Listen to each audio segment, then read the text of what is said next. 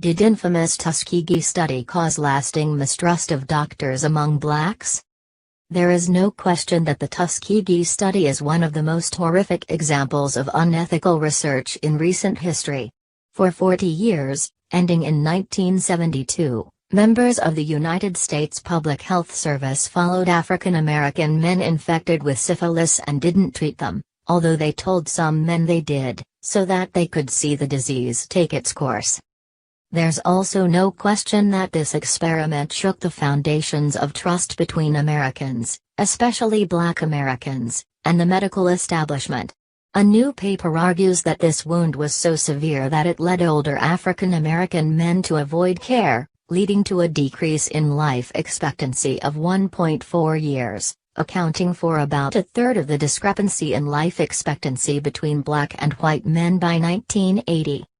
While few question that there are racial disparities in life expectancy or health care, and no one questions the utter lapse in ethics of the Tuskegee experiment, we should still be wary in connecting the two without a clear causal link. To do so compounds mistrust in the health care system. The recent study, published by the National Bureau of Economic Research as a working paper, meaning it has not yet undergone full peer review, combined data on mistrust of doctors from the General Social Survey, healthcare utilization from the National Health Interview Survey and mortality data from the Centers for Disease. All right. Good evening, everyone. My name is D.Moss. My friends call me D.Moss, and we're looking to have an interesting conversation today.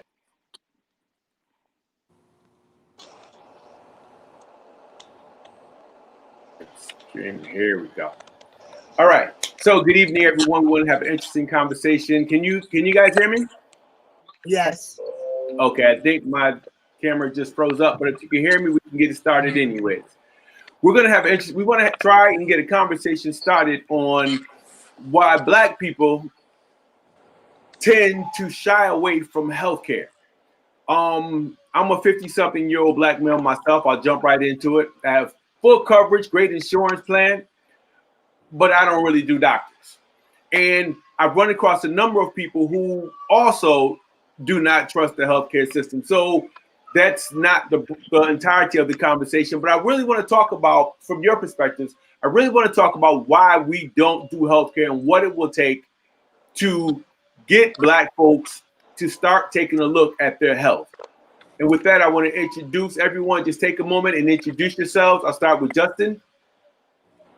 Hello, everyone. I'm Justin Yard. I am co-founder of Our Journey Health and Wellness Center in Springfield, Massachusetts.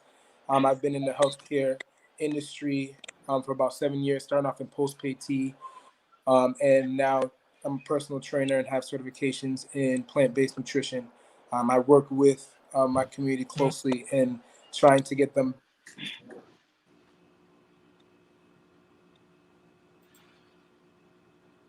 Okay. Next, we'll go to Ms. Shimon Cox. So my name is Shimon Cox. I'm a board-certified family nurse practitioner. I've been a nurse over 16 years. Currently, I work for Commonwealth Care Alliance, which is a health insurance that provides health insurance to both dual eligible individual in Massachusetts. And they are the individual that are most have the most health deficits and are not, that definitely needs healthcare providers to be with them to, make sure they attain the best health they possibly can. Okay. And then we have Cindy Edge. Hello, I am Cindy Edge. I am actually a psychotherapist. I've been that for the last 8 years. I work here in the community, and I'm excited to be on this panel to discuss a very important matter that has gone on for way too long. Okay, I'm so glad you all were able to join us this evening. So let's start talking about that. What are your perspectives in terms of, you can share your personal perspectives or professional, in terms of why Black people tend to not trust the healthcare industry? or what it will take to get our folks there. Let's just talk about, if we can just jump right in, give your perspective, whoever would like to go first. Personally, I think that I found, especially in my family, it's historical. Lack of trust for healthcare providers to give accurate and understandable information to them.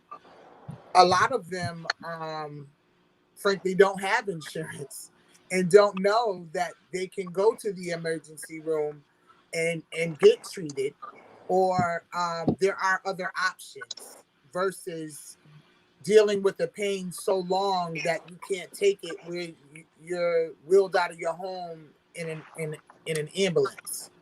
Um, Trust is definitely a factor. I find that there's not a lot of doctors that look like us. Okay. And I talk culturally competence. I find, even for myself, my doctor I've had since I was very young, probably about 25 years I've been with her. But I know as a young child, it was very difficult for her and I to get on the same page, because the way in which she handled me was Right. different. Okay. So internally, that caused me to not share certain things with her. And we had to build that rapport. I think it was probably around 16, 17 that I started trusting her. Karen is her name. We're on a first name basis now. And she turned out to be spectacular. But we had to build that rapport. She had to understand there's a certain way how you handle and talk to me. And therefore my mother, because she was the one paying as a young child. Right. I think just the way that the perception is big, in a sense too. A lot of people perceive when they go to the doctor, they're going to list all these things that are wrong of you just for the money. Right. So I mean, there's different aspects. Everyone, has some reason or why they don't like to go to the doctor. But I find definitely trust is probably the number one thing that I hear. Okay, and that's fair. Ms. Cox, Justin? So for me, prior to working at the current job that I'm working at now, I used to be a nurse in the ER at Bay State. So I think a lot of it is, from my experiences, that they don't trust the healthcare profession that's dealing with them because they don't look like them and they don't think they could understand them. So what I got a lot of is where we're here in Springfield, where we deal with a lot of minorities, but yet still, one of the main interests to the healthcare system is the emergency room, and no one looks like them, and no one understands them. Well, they feel that no one understands them, and a lot of times, they feel that they're being judged, whether or not they're in pain. So what I used to get a lot of is where I grew up in Mason Square, so a lot of people who will come to the emergency room, whether or not they were detoxing, I would know them and I would treat them just like if they were well dressed, I will treat them the same kindness and I will treat them as a person, versus some other providers may just, oh, they're dirty and they're like standoffish, or they have preconceived notions. So they always wanted me to take care of them when I want her to take care of me, or I would be able to go over there and say, oh, so and so, calm down. They're just trying to help you. And they were like, you know him? Yeah, I know him.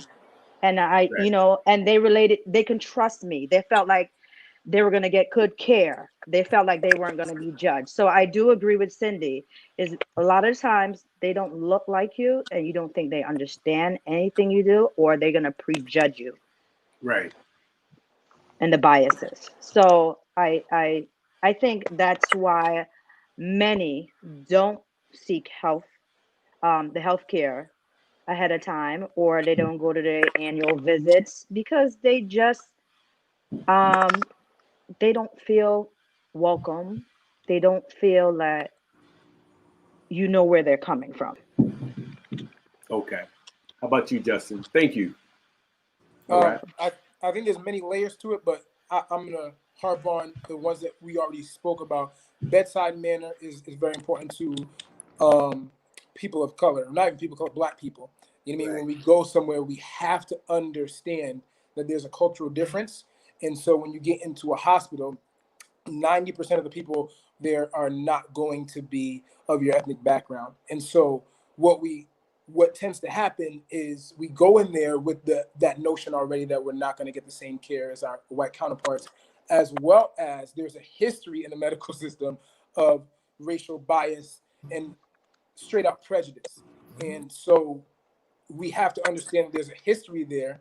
And so once we understand the history, we go in there like, all right, we kind of subscribe that same kind of very dirty history that America has and Western medicine has to the doctors that we're seeing today.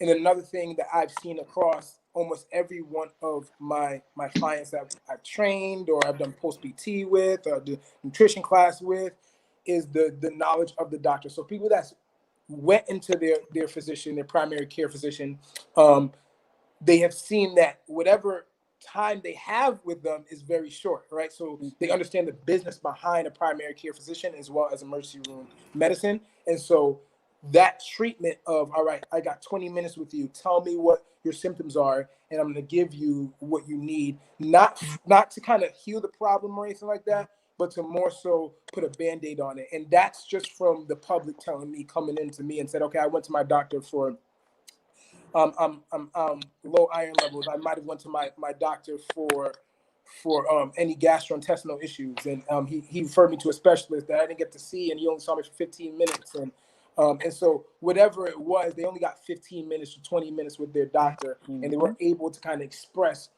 kind of the whole situation for them coming into their primary care physician, which is stress. It could be eating patterns or primary your your history and your family of that disease or anything like that. So they didn't get the full picture of that patient within that time period, and so they felt shorted. And so the lack in trust also comes from that, which is kind of combined with the bedside manner, but it is a part of essential part of when you're doing as a primary care is to understand your primary. You know what I mean? And so those people don't feel like they're primary to that person. You know what I mean? And they feel like they're secondary. There's just somebody coming into the office to give that 20 minutes and a diagnosis with medication as well.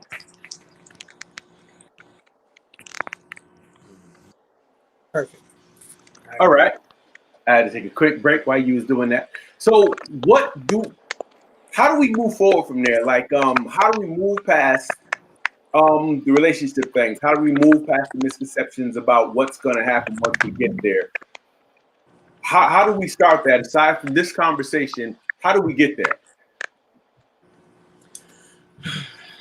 I think that statistically, the lack of doctors that look like us, we need to increase those numbers because people tend to be more trusting and open and honest when they feel that there's a relatability amongst each other.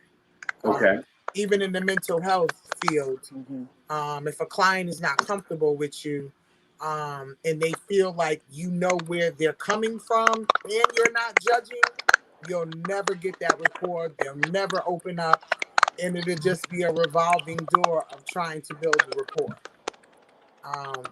I think also that people's mindsets, the way in which you think, has to change.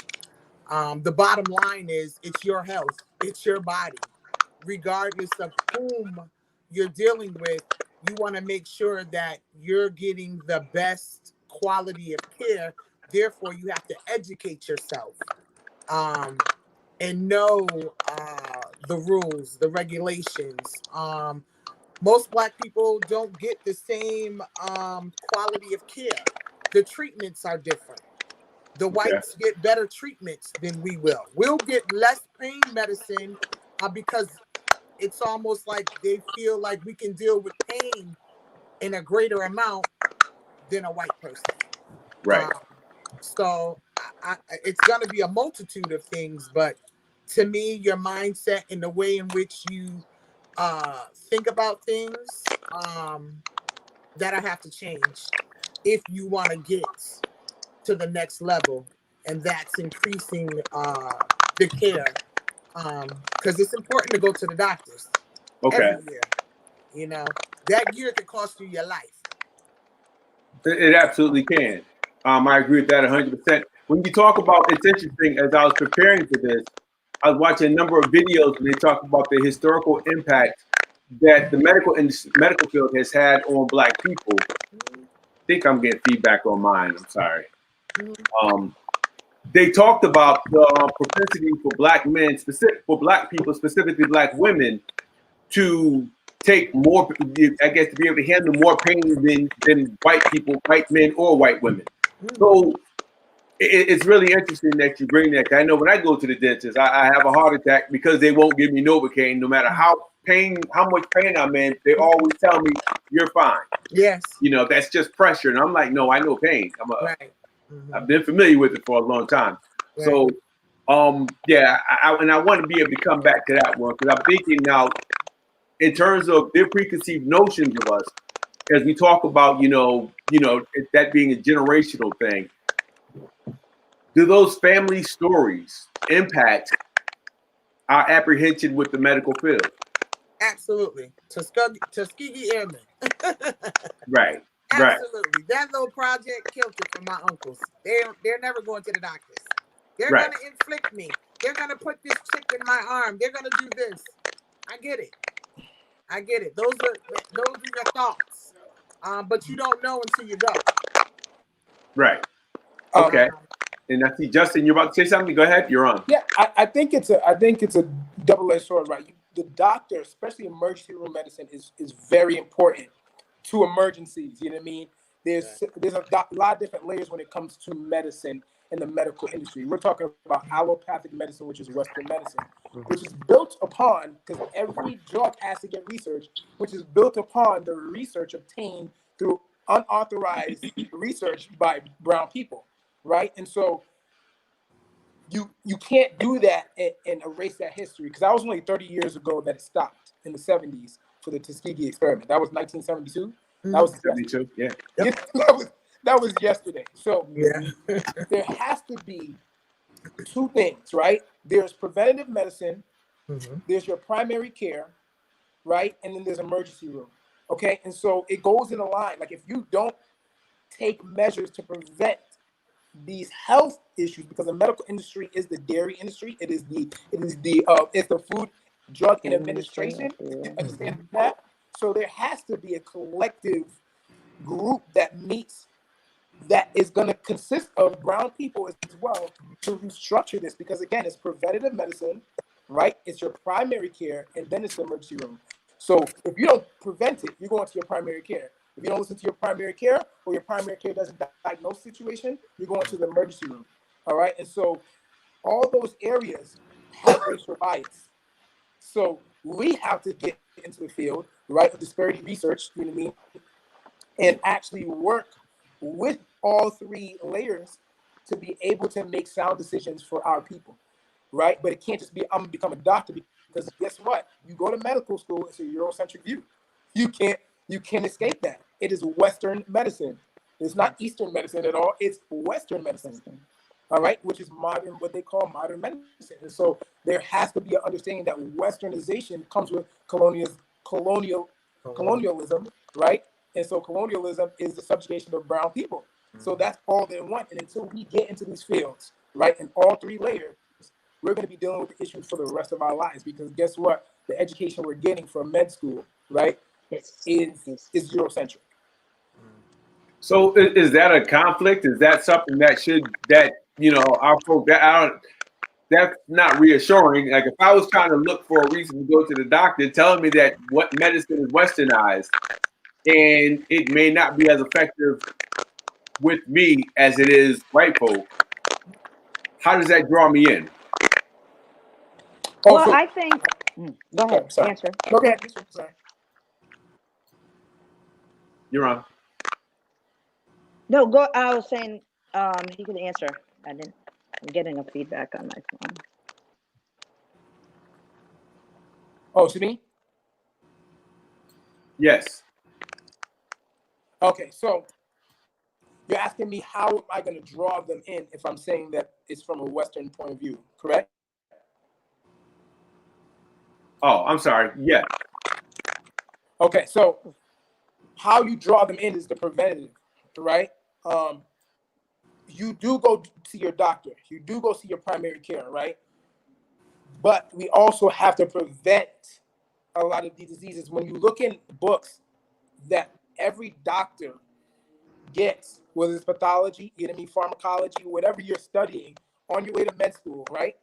A lot of diseases are going to say environmental factors. And what that means is it can be food, it can be air quality, it could be anything that's environmental. And so environmental is not, we can't change all of it, but we have a good impact on our personal environment. And so the education, how I draw them in is education, right? Educate yourself on how to prevent these diseases. These diseases, these ailments, besides emergency room trauma and situations like that, these things can be prevented.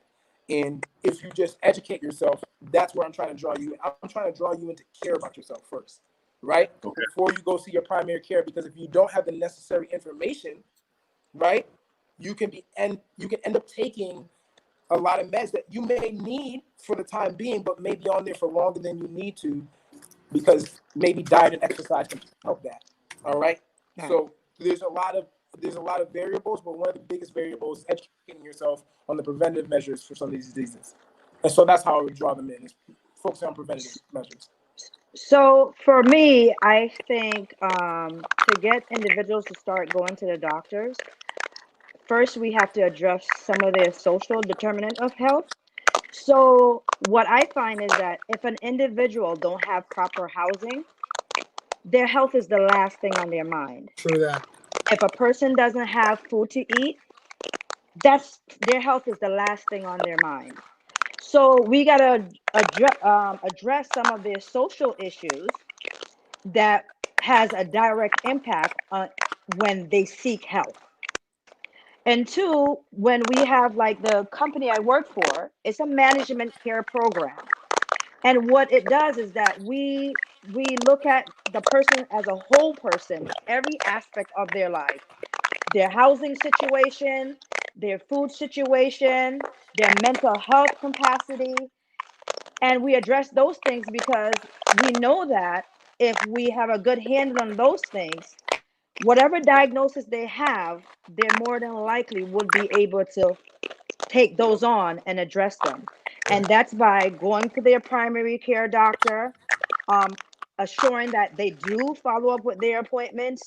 If they have diabetes, make sure that they're on a 3-month schedule, that they do go to diabetic doctor, that they do go get their eyes checked, their blood pressure, educating them on the foods that they should eat. And two, that's another thing too. We got to take a person's culture into play because we live in a place where we have many Black people from different cultural aspects. And when you are teaching them the diet in which they should follow, when it comes to even diabetes, like a West Indian, how could you tell them, oh, don't eat as much pasta? That is not their diet. So they don't know how to even regulate how much rice they're really eating, or how much, I would say, batata, even with the Hispanics. How much of that should I eat? How much sweet plantains should I eat? I've been eating this my whole life. Right. How do I adjust that to make sure my diabetes stay under control? You know? Right. And even codfish or bacalao, how do you tell a Jamaican or a Puerto Rican, you know, to refrain from eating as much? Because even though you have boiled the salt out, the salt content is still high, So we have to first address those disparities, have a good understanding of people's culture. So the doctor's got to be very cultural competent to be able to even adequately take care of their patients. Right. Okay, So that's good. Okay. Anybody else want to jump in on that? Hold on. Not still here. All right. Those are all great points. So, what type of messaging should we be sending out to the community? I hear everything you guys are saying. So, what's the first? What would be the first step? What would you recommend the first step be? As opposed to, I mean, if I'm not, can everybody hear me clearly? Yeah. Okay, I just want to make sure you guys hear me. So, I'm listening to everything you guys are saying. You're absolutely correct. It's like if I have an injury, how do if I have diabetes, if I have some type of sickness, how would I go about choosing a primary care physician? Who should I look for? What should I look for? I know Ms. Edge talked about relationships and building relationships. How would I start that process? I think that a lot of times word of mouth. If you have a good doctor and you know someone's looking for one, you can refer that person to that doctor. But what I will say now, the way that the healthcare is set up, you have to be within the realm of doctors. So that's limiting for some people. If you have an HMO, a PPO, you have to kind of go with their doctors. Okay. Which is something new that I just discovered over the last 30 days working with some clients. But I think that if you have because I've referred a couple of people to my doctor, some relatively new and some have been with her probably 5 years and they love her. Okay. I think that's a good way to start. But I think more importantly, letting people understand the importance of getting checked, the importance of why you need to go to the doctors. Hypertension is killing us faster than anything. Is that correct, Simone? Isn't it hypertension? Yeah, high blood pressure, diabetes, congestive heart failure. Diabetes and hypertension are the two biggest ones. Yes.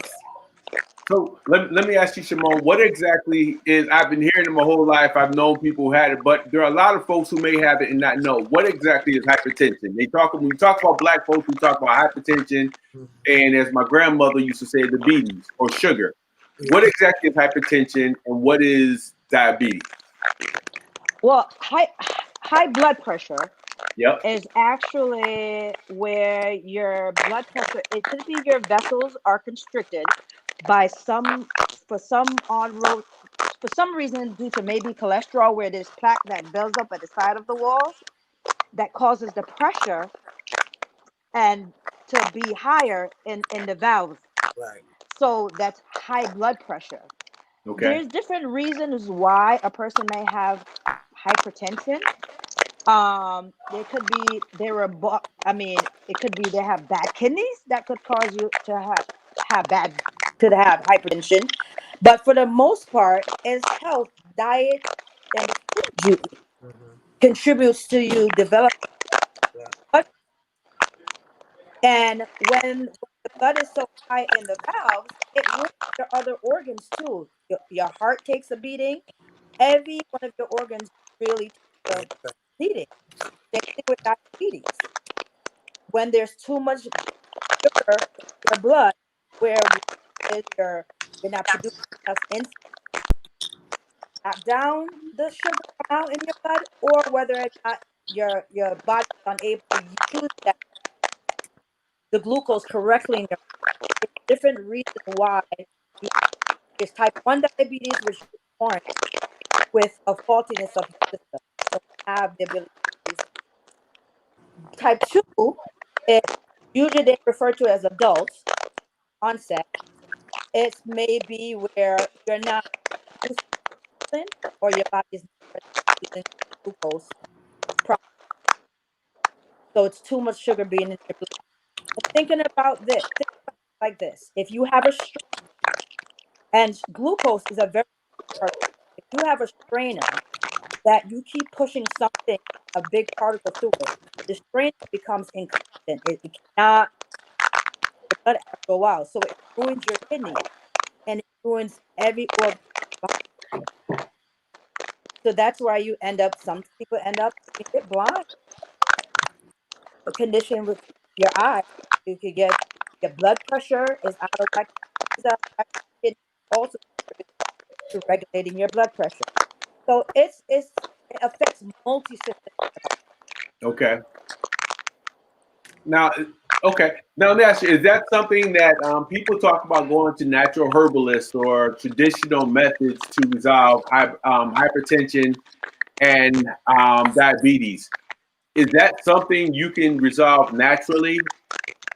Just a question. I'm not real. I'm not an expert, so I'm just asking the question. Well, no, we get this a lot where a person has been diagnosed or hypertension, and they do some modification, diet Okay. modification, health modification, and medication, and or they were medicated, did some diet modification, and blood sugar is now controlled. And I hear this a lot. Oh, I don't have diabetes. I said, no, you do have diabetes. However, you just have it controlled. So having it and control is have it. Control is that you have done medication, now have control. That's exercising, making different choices, and so those modifications. You do not have diabetes. So Okay. using that mantra, you manage your diabetes, right? Mm-hmm. If diabetes is governed by your A1C, which is, you already know what your A1C is, and then Yeah. your sugars, right? If your Yeah, A1C your is A1C is just a 3-month snapshot of what your average sugar has been running in your bloodstream. Yep. So Mm-hmm. for people that don't know, yeah, that's just a 3-month average of your sugar levels in your bloodstream.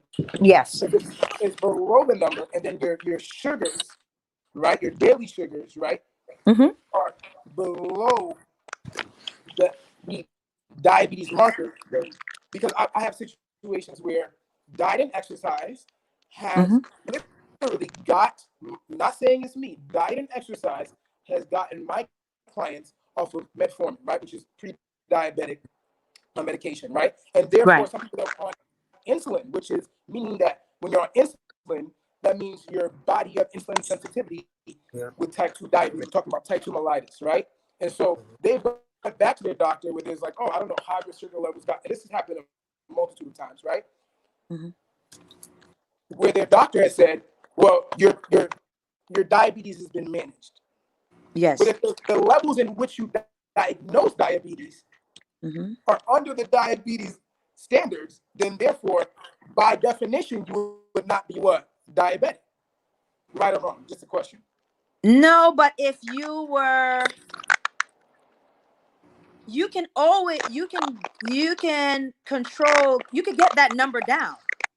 But if you were up there already, that's how you get diagnosed. You just don't get diagnosed. You just don't go to the doctor one time and you're diagnosed diabetes. It has to be over a period of time with you over a certain amount of numbers. So once you're over the A1C over a certain percentage, so after you're diagnosed with that, you have that condition. So now you're controlling it. See, It's not that you're cured. This is why I disagree. When you say that, right? Again, we're using the standards that you just said. Right. If their A1C is below, so if I go to the doctor, right, for the next year, and I go and my A1C is under, right, the diabetic standards, right, and my sugar level is under diabetic standards, am I diabetic? You are diabetic because you were already diagnosed diabetic. Under the standards, not over. If my A1C isn't if my sugar's ain't like 300, 400, and I'm under, right? Yeah. Under those standards, am I diabetic? You're diabetic but controlled. No, if I've never been diagnosed, is what I'm saying. So Oh, okay. If you've never been diagnosed, no, we cannot medically, no one can diagnose you diabetic. Because So you now, never came. if the same person comes in that but has been diagnosed with diabetes, and over the last year, their numbers have been under the diabetic standard, right? How can they still be a diabetic? Because you once was. Yes. Right. Because you are already diagnosed diabetic. But that's what I'm saying. Could I ask But a it question? doesn't mean that person that has controlled their blood sugar and got it down, it doesn't mean that they're not diabetic. It's just that we couldn't clinically, the clinical guidance, we couldn't clinically say they're So diabetic. I know D, you're about to come in, but this is where I say there's a gap. I'm not saying the medical industry is terrible. But when you go into the medical industry, they label you, and you stay with those labels for the rest of your life, right? Because you have to stay on metformin. You have to stay on some of the if you're hypertension, you have to stay on some of those pills, right? No, you do not. You have a choice. No, you do have a choice, but I'm saying you get labeled. So when the labeling happens, there's no, in the medical industry, there's rarely any chance for you to hear a doctor say, you are now not this diagnosis, right? And this is what the medical professionals are telling me, and this is what's been spoken right here. So that's also inherently wrong because of the fact that modern medicine is only about 100 years old. Okay. So when you come with that notion that you guys are saying right now is I'm diabetic, but now my numbers are low for the last year, and you're still labeling me as diabetic, that is inherently an issue because now we're still going into what you would call pharmaceutical intervention. Sorry. So Justin, what exactly is it that you're recommending?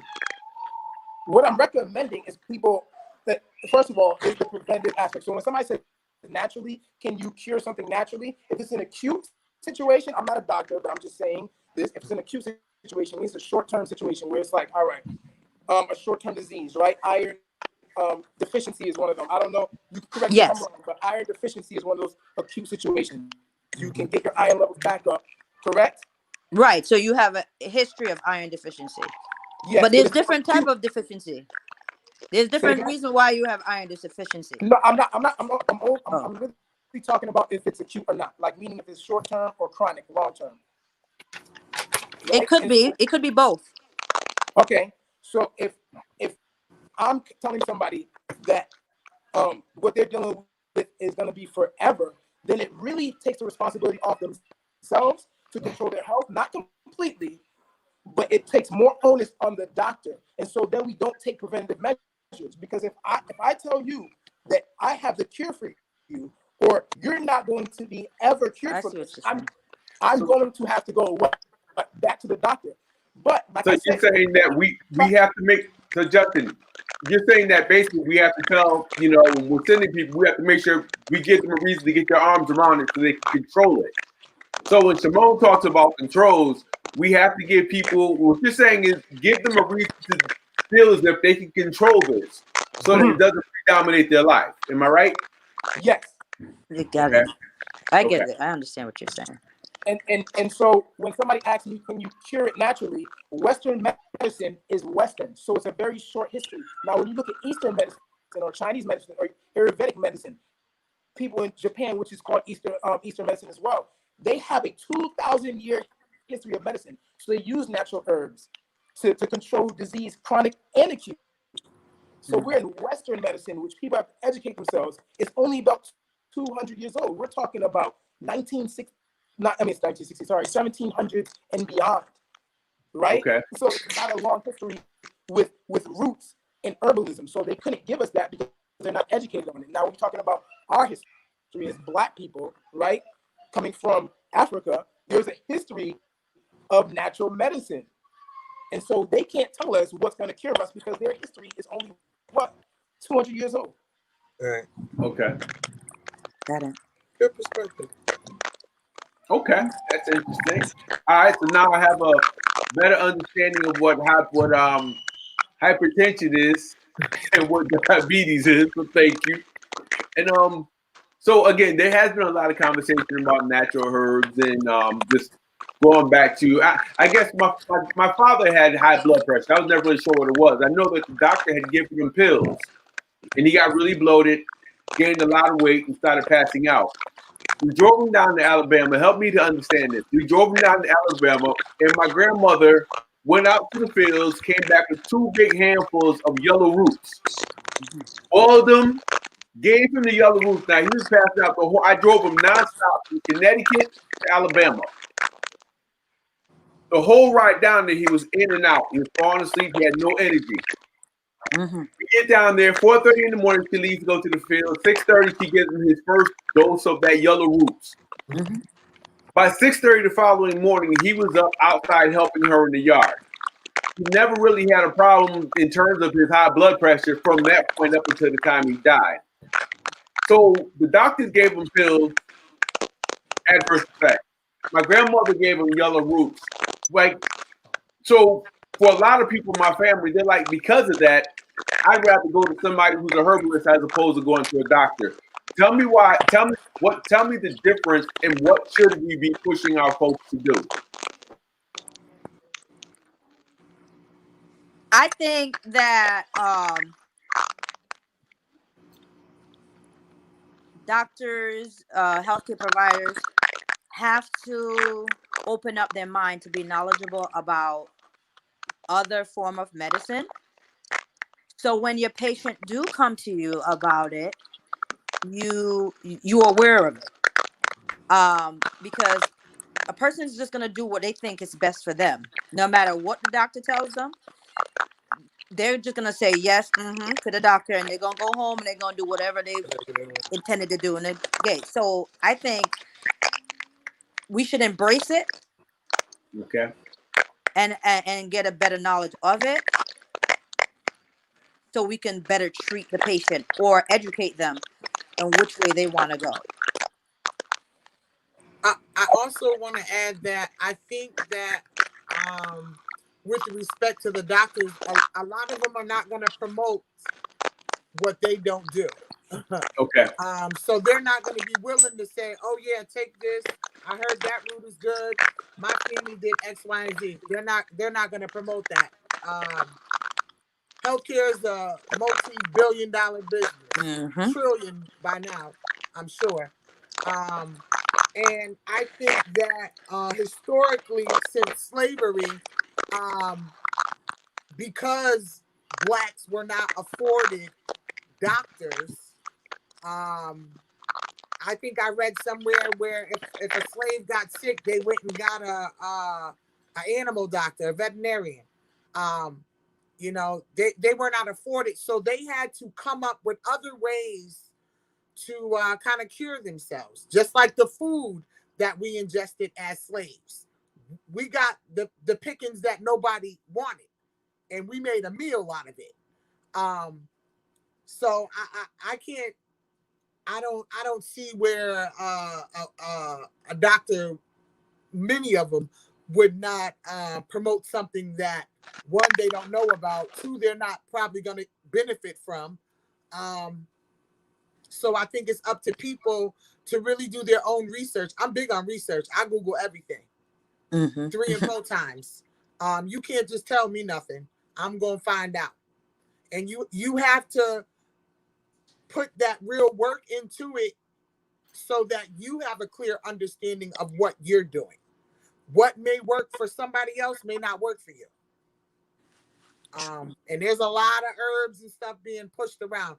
I take a few. I try anything after I do some research or know somebody that has, benefited from it. I have. But I think education is the key. Self-education is the key. Oh, I can't hear nobody. I don't know what happened. He's still on. The host is still on hold. Okay. Mute. I'm sorry. Okay. Okay, I'm sorry. So Hashima Mosha, I'm just gonna throw some quotes from the sideline. Says many medical groups that employ doctors ask them to sign an agreement, which essentially gags them from speaking about or recommending any course of treatment which is not tied to Western medical treatment. Yeah. Um, I can see Andrew that. Keaton, I'm sorry. Andrew, No, I was agreeing. I can see that. okay. Andrew Keaton says medicines regulate temporary herbs, minerals, etc., flush through the blood and cleans out the system. Victoria Clemens, hey Victoria, says education is the key. I see it so often in healthcare, it's daily, especially where I am now. So I think she's agreeing with you. Education is really critical.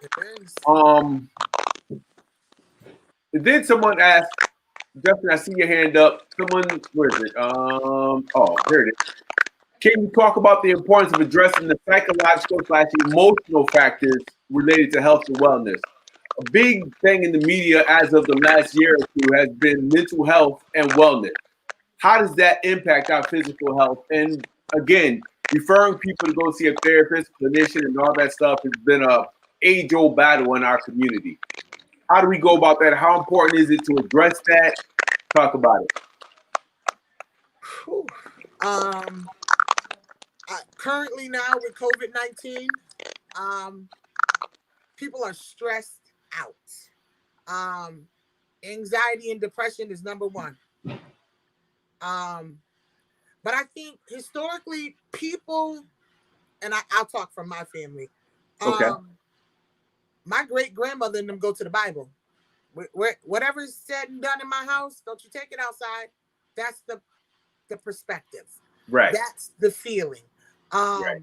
We handle in-house, and it's like a stigma or taboo to have a therapist, someone who is neutral, someone who can provide a different perspective, someone you can talk to. A lot of people are not comfortable. One, because there's not a lot of us out there that look like us. Two, I'm finding that, and this is what I'm working on my dissertation on, white people are not culturally able to identify with the struggles, where we come from, how we got here, and how we gonna get out of here. They don't understand our plight. They just can't get it. So Right.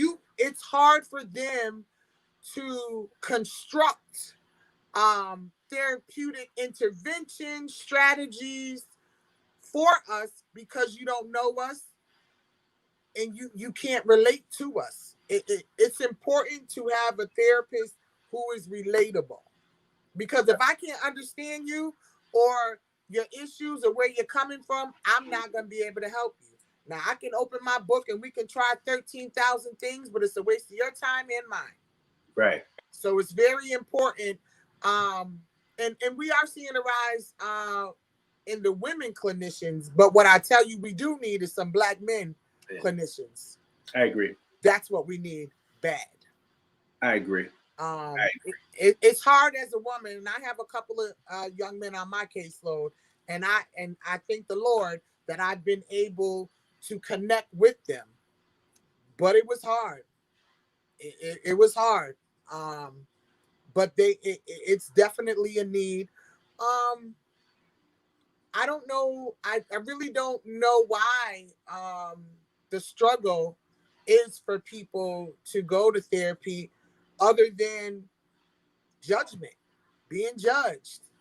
Right. Having people in the streets talking about them because they heard you go to a therapist. Like there's a number of reasons, but I think being judged and not having someone that look like you, understanding you, that's a hard pill to swallow. Yeah.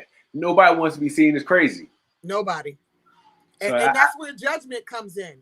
It's a no judgment zone. No one, and I have to tell my clients all the time, I ain't no better than you. I got my own problems. You know, we all go through things. It's all about how you handle them. What is your goal? What are you trying to do? How are you gonna accomplish this goal? You know? Right. It's difficult. Okay. And when it comes to mental health, I think that's a whole broadcast on its own. That's all. Yeah, it's a whole nother subject. Especially in our community, because we all got them cousins that we don't want to talk about. That auntie, you knew she was kind of crazy, and it's like, right, yeah. So okay, and I see Justin. You like you were about to say something. I think people have to understand the link between actual stress and disease, and how closely related it is, and how it can be causation, like cause and effect. So, like if you're stressed, you're gonna have a higher likelihood, and you can correct me since you're a nurse practitioner. You're gonna have a higher likelihood of having hypertension, high blood pressure, right? You can even have somebody could even lean to say you can get you might be more prone to get diabetes, because anytime you're stressed, if you're in fight or flight mode, you know what I mean, you're going to call on sugars, and people eat during stressful times. And so there's correlation that doctors have to be very aware of when it comes to stress, because stress is a hormone. You feel it, so it's inside your body. right. And it actually wears and tears on your body. And there has to be more education on that, because some people are very pragmatic, meaning they need facts to back that up. So you can just be like, hey, you need to go to a mental, you need to go to the therapist. They're like, for what? You know what I mean? They also are not trusting the effectiveness of the therapist, which they I understand, but they should go to a therapist as well, because they're very effective. Just talking to somebody is very effective, especially somebody that's trained in that field as well. Okay. So you're saying someone under a lot of duress or stressed out all the time, we're still looking at mental health and well-being, because some people kind of separate the two. Well, I'm just stressed, I'm okay. That's mental health and well-being, correct? Yeah. All right. So who should we send them to for that? Where do I send them? For if they're stressed out and to the point, you ever see someone who's stressed out to the point where they almost look sick and the behavior becomes really erratic? They just, they're undergoing a lot. Some situations you work with white people all day, and having to suppress your thoughts and your feelings all day long, you have headaches, and it's just, where do you go? Yeah. I think two things. With a situation like that, a person should definitely see their primary care physician. Absolutely. Okay. Just to make sure there's no underlying effect. And there's other environmental things. Because we Black, we have more stress on us anyway. Right. We worry about everything. Yeah. Making it home, not getting killed in the streets, all kinds of things. So that's on our back anyway. Okay. But I think it's important that if someone is looking to get treatment, there's a number of mental health facilities around. They can do a mental status exam on you, and that will outline some things. They can put a treatment plan together, and you can move forward. But one thing I want to make important to say is they have to be willing to do the work. I can't want it more than you can. Right. It's not going to work. So there's no magic pill you can give them, and they're gonna be okay. Not that I know of. All right. Now, I have a comment that I think is interesting. Elizabeth Gilby has a comment. It says, it's unfortunate that we are not talking about the apartheid food system that exists across the Commonwealth and the Black people living and working to dismantle and create alternatives to the systemically racist food system by growing organic produce on urban lots where the health of the soil has been restored, and providing the food for free or affordably to families while helping our people to reclaim our food memory. There is a direct link between food and mental health. I appreciate that comment. I know earlier someone alluded, I think Shimon, I think you alluded to food. Yeah. So talk about the correlation between the food, the existing food desert. You know that Springfield is a food, certain areas in the community in Springfield are food deserts. I'm not an expert on that, Mr. Gilby is. But talk about the correlation between health, mental health, and then our food. And Justin, I know when I spoke with you earlier, you had also talked about diet. So can somebody address that and let's talk about that for a second? I think for me, a lot of the way that they handle food and package it is now consumed with all types of different what do they call them? Shimon, help me out. What do they call them? All The kind of chemicals and chemicals stuff that like that that. is to preserve it. It has changed. It changes. We don't know how it reacts Right. when it gets in our bodies. So now, yeah, we live in the northern part of Yep. the country, so of course we have a limited amount of time to produce our own food. However, like, let me give Mason Square for example. What we have in Mason Square, we don't have a major food market chain. Mhm. And the closest one you would say is Big Y and the Stop and Shop in St. James. Liberty Plaza, which there, and it's not. Big Y is still struggling with some cultural issues, Mhm. and Right. Stop and Shop they're catching up. They're getting it.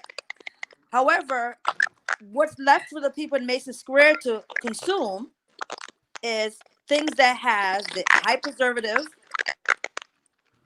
and even the farmers market, they don't support it when it comes out in the summertime. How much people go there to say, let me just pick up some fresh fruits and vegetable?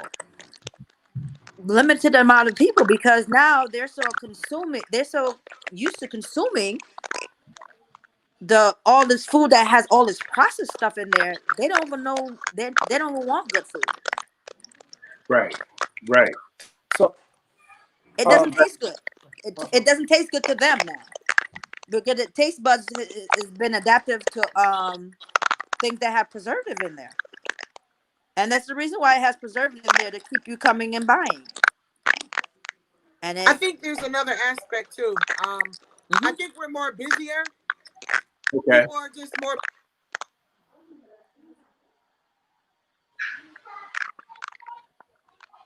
Uh-oh.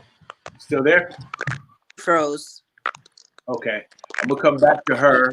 I was gonna She just say, um, go ahead, Justin. While we wait for to come back. a food desert is unintentional. A food apartheid is intentional, and so it's apartheid, right? And that's what Thank you we're for the taking. correction. Okay. I Thank believe you. that's what she said. Say it again. No, she did. I believe she said a food apartheid. She said Okay. apartheid. Yep. That's correct. Yep. It's food apartheid because they literally won't put chains in these urban areas, right? And so the research is there. Disparity research has done the job, whether they release it or not. Where there's more links to higher chronic disease, high blood pressure, and heart disease, cancer, and diabetes are amongst the leading causes of death in our community. And there's a correlation between diet. So we understand that now in Western medicine, but we have not put the dollars behind it in education of the doctors. Now, if you ask the doctor, how many hours of nutrition have you taken? They will tell you less than 5, from what I've heard, within 7 years of doing schooling, right? And I think it's even more or less, right? Okay. So we have to, what are the resources we have in our community to now create quality food opportunities for the people in our community is the next question, because there's a link between preventing disease and your food that you're eating. So there's GTC, they have gardening classes, right, to grow your own food. D has a beautiful garden in his backyard. Vicky and D have this is just beautiful, right? And they Yep. actually use the food from there, right? You have to Yes. also understand that there is Liz Ogilvy, who was just actually the one that commented. She actually helps people with their gardens. She did a program to put raised beds in anybody's backyard, even if they were in an apartment complex, right? Okay. And so there's so many resources that are there. Education, right? I always for Garden Eden, out in Garden Eden, there's other places in the community that will help you.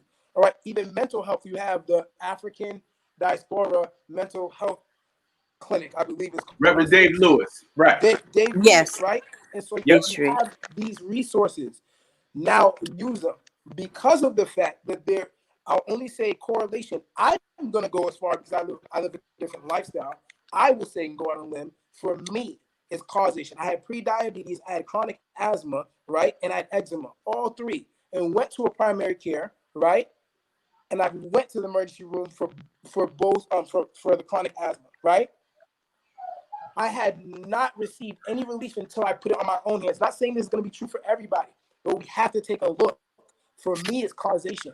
There's a causation, meaning food, air quality, right? And toxic chemicals have a link to almost every disease. And if you look at other countries that don't allow the certain fuels, that don't allow certain toxic chemicals, CO2 emissions to be put out in the air, you will see their quality of life and their life expectancy is longer. Look at Japan. Look at some areas in China, right? In rural China. Look at some places in Africa, right? Let's really talk about in Africa where they don't even know the people's ages, and you can find some of this information out for yourselves. This is not what they call pseudoscience. Again, this is not pseudoscience. This is real science that they collected, but you don't see in the media. Okay, so you can go and look this up yourself about life expectancy in America as opposed to other industrialized countries. And I'll say just real quickly is that they'll try to hit you with, oh, in Africa they have a lower life expectancy. What they use for those statistics is the birth is all right. So what I mean by that is when an infant dies, they use that information as well. So if they die at birth or in the mother's stomach or womb or something, they use that to say that they have a shorter life expectancy in Africa. So it looked like Africa has a lower life expectancy when in actuality, if you took the infant mortality rate out of the you got Justin, you have to slow down a little bit because you're flying right through this.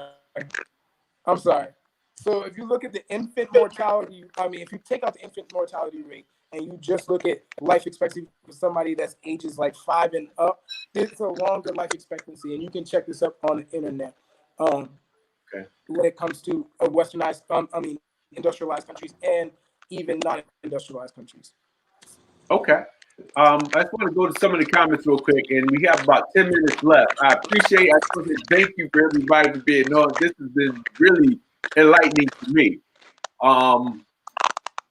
Andrew Keaton says a $250 carriage or process is more important to the masses of people. Justin, I got to mute you for a second because we're getting feedback from you. A $250 carriage or process is more important to the masses of people due to the budgets. Then buying $100 of all health food and organic food have to Then buying $100 of all health food and organic food have to change the mindset. Someone else says, I'm always troubled by the foods that school systems provide to our children.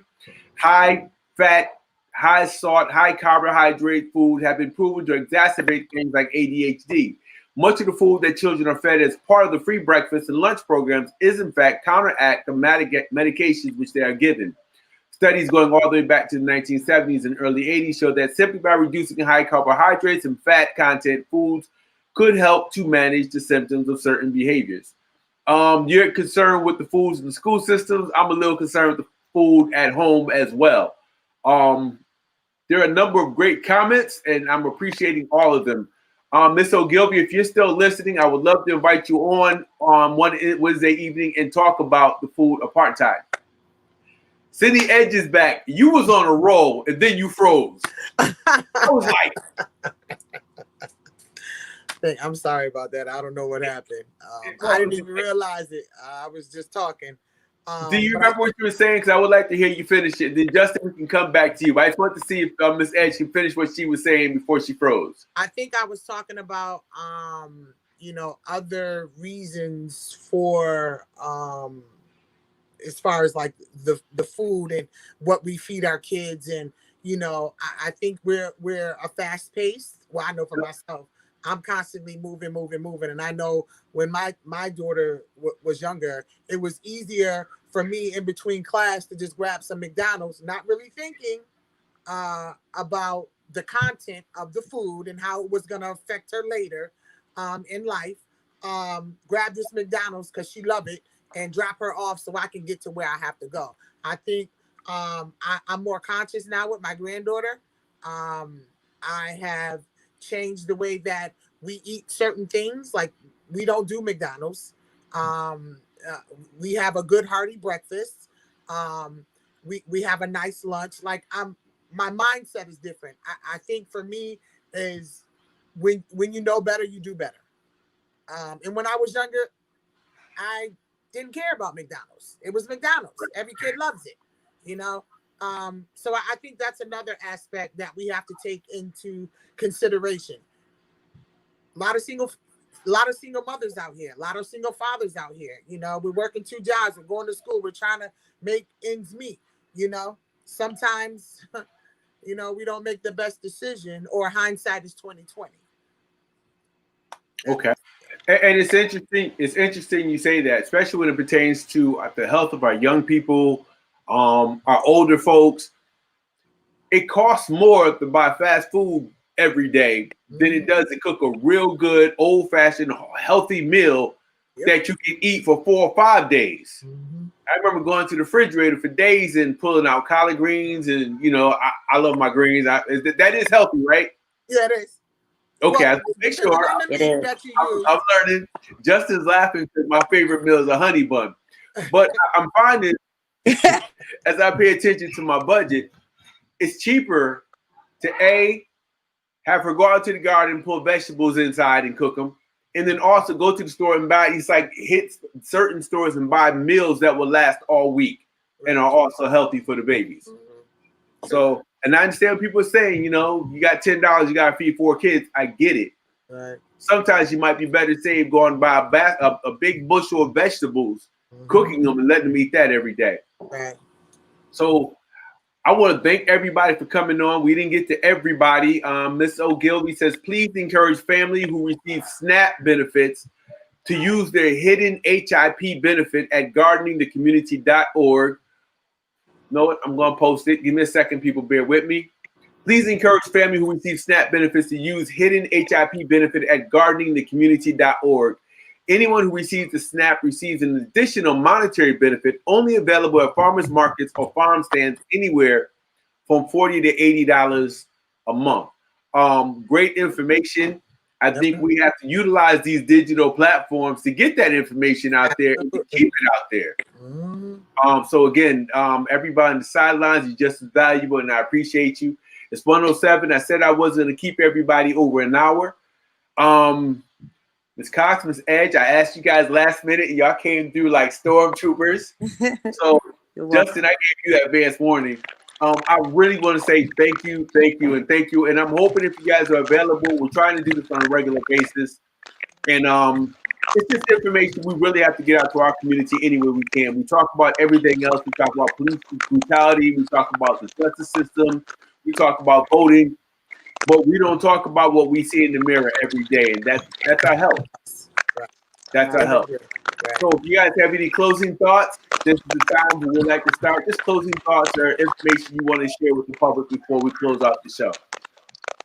I just want to say thank you for affording me this opportunity. I'd love to do it again. I also gave out information, but I also received some good information. So thank you very much, panelists. You're welcome. Miss Simone. Thanks for inviting me on the show. It was a great. I like reaching out and teaching our community because I think that is one of the greatest thing you can offer back to your community, to be able to teach and be an asset to them, and having to be better monitors of their own health. And as Justin says, you and Cindy, you have to want it for yourself, and education is the key to moving forward to a better health. Gotcha. Thank you so much. Justin. Just love yourself. If you love yourself enough, you'll take care of yourself. Just love yourself as much as possible. I love that. Okay. And then you're going to be back with us again next week. We're going to talk a little bit more, then also talk about health and fitness, correct? Yes, sir. All right. Again, everybody, thank you. We'll be back next Wednesday. If they don't give you a platform, create a platform, get the information out there. Much love, much peace, respect. My name is D.Moss, and we'll be back with you next week. Have a beautiful evening, everybody. Good night. Good night.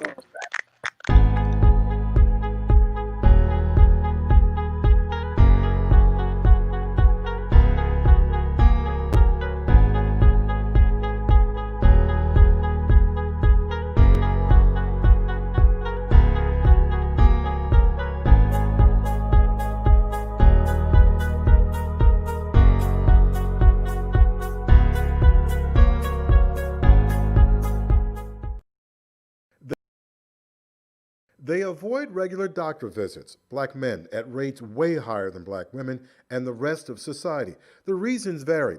A California study recently found black men don't trust white and Asian doctors as much as they trust black doctors. So this study looked at black patients. They felt more comfortable with black doctors, and that led to better compliance with preventative care. As you know, black men, as far as the demographic, have the lowest life expectancy of all patients. They suffer from the most preventable diseases. One group of black men dies by stroke at a rate 3 times higher than their white counterparts. Black men's prostate cancer risk is 74% higher than non-Hispanic white men. In general, 2 out of 5 blacks have high blood pressure that starts at a younger age than the rest of the population. Holy Name Medical Center's Dr. Clinton Coleman lists some reasons. There's systemic problems like systemic racism or historical context where patients mistrust the system. There's been examples, glaring examples, extreme examples like the Tuskegee experiment. Gynecologic surgeries on non-consenting women without anesthesia. Holy Name Medical Center and the new Beta Beta chapter of the Omega Psi Phi fraternity have partnered to offer a free health fair Saturday at the hospital from 9 in the morning until 1:30 in the afternoon to reduce disparities through detection and education. That's a major issue within our community. We see through statistics that a lot of people are not getting the primary care that they need because illnesses are going way too far within our community that should be stopped early, but they're just going too far. I'm really excited about that. I think it gives us an opportunity to address this population of black men whom, for some reason, the health system has, neglected, or they have this need that we need to address. Dr. Coleman says in 1970, 2% of the medical doctors in the country were black. It's 4% now. Progress, but the number is still far short of what's needed based on the California study. So what's the remedy for African American men for thorough medical care from now until when the nation has more African American medical doctors? I think it's being culturally sensitive. So a lot of patients and physicians have this inherent bias, whether it's subconscious or conscious, about the patient. If I don't look like you, then I'm assuming that we use stereotypes. So I think just, being aware that the patient that you see, regardless of their skin color or their gender or their sexual preference, has different needs, and we should address those. Dr. Coleman hopes Saturday's health fair will be a breakthrough. In Teaneck, Michael Hill, NJTV News.